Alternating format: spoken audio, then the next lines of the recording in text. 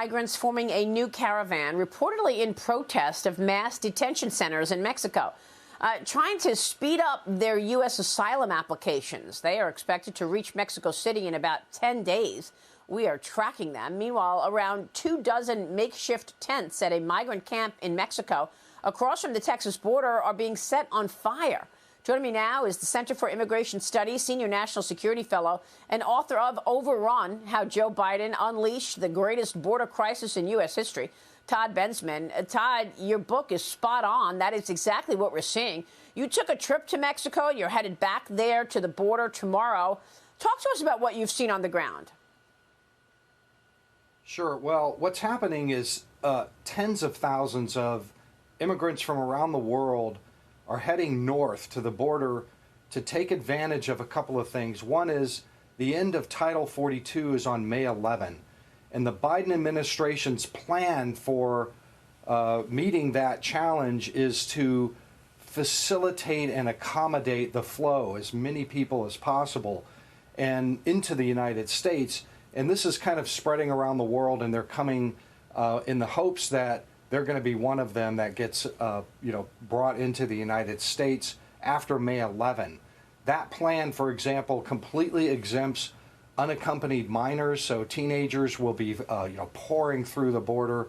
It also, for the most part, exempts family groups. So you're going to start to see thousands upon thousands, probably hundreds of thousands of immigrants in family groups pour over that border. They're pooling up right now. And the other thing is that the administration's current plan, which is to pre-legalize immigrants and give them humanitarian parole on an app. They reserve their humanitarian permit on an app while they're still south, is collapsing. Nobody is wanting to wait for this thing, so they're peeling off these long lines and heading for the border. And the Biden administration is letting them in.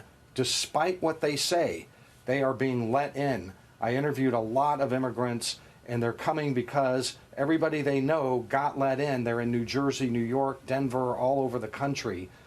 So the plan that they've got right now is completely collapsing. It's unbelievable. I've been to the border 5 times, and I saw a lot of this as well. But look, they all know that on May 11th, Title 42 will be lifted again. So here we go once again, watching the huge groups of migrants ready to be in position once Title 42 ends, right? Right. And what's really unusual about this situation is you have a White House, an executive branch, that is surging resources to the border, airplanes, buses, personnel. They're building, big soft-sided tent facilities and everything, not to block, detain, deport, or do anything to stop this. Their goal is to make sure that there's no buildup down at the border that TV cameras can see. Their goal is to move them into the interior as quickly as possible, so that there's the least political optics, negative political optics possible down there. It's facilitation. This is really unusual. Yeah. We've never seen anything like this. And it's really, I mean, you know who does notice all of this? And they don't need the cameras? The mayors and the governors of our country. New York City Mayor Eric Adams taking aim at President Biden and other elected officials in the Big Apple for their role in fueling this crisis. He says that he's feeling it firsthand in New York City. Watch what he said Friday. The city is being destroyed by the migrant crisis. And none of my folks came to Washington, D.C. to fight for the resources that's going to undermine every agency in our city. Mm-hmm. Todd, your reaction. New York needs money. They need help in terms of housing these people. The mayor doesn't know what to do. Well, I just want to point out that the mayor is asking for resources and money. That's like your bathtub is overflowing in the bathroom and you're running out and getting a bunch of mops. Give me more mops, but not to stop the water coming in. The mayor is, it's a typical Democrat who is not demanding that the source of the immigration be stopped, that there be deterrence, deportations, detentions, that they be stopped at the border. Just that, give us money so that we can, take care of them. Which, by the way, the more you take care of them, New York is putting them in 5-star hotels, all expenses paid. The more you do that, the more the word spreads all over the world. Believe me, I hear it from the immigrants. I'm talking to them. They all want to go to New York because the New Yorkers are giving them so much freebie, and that only increases the flow to these cities. But it's happening everywhere: Denver, Chicago. And they may get money for college, right? I mean, some of these states want to actually pay for the migrants' college. Homeland Security Secretary Alejandro Mayorkas, meanwhile, continues to say the border is secure.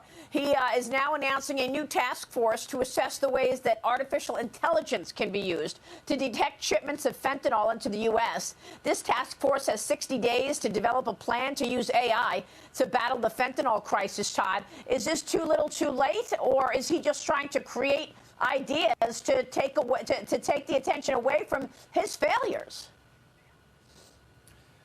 Right. Well, the fentanyl crisis is partly due to the fact that so many Border Patrol agents have been moved off of the defensive bulwark to do processing duty, and you're going to see a lot more of that. Leaves big chunks of the border unguarded.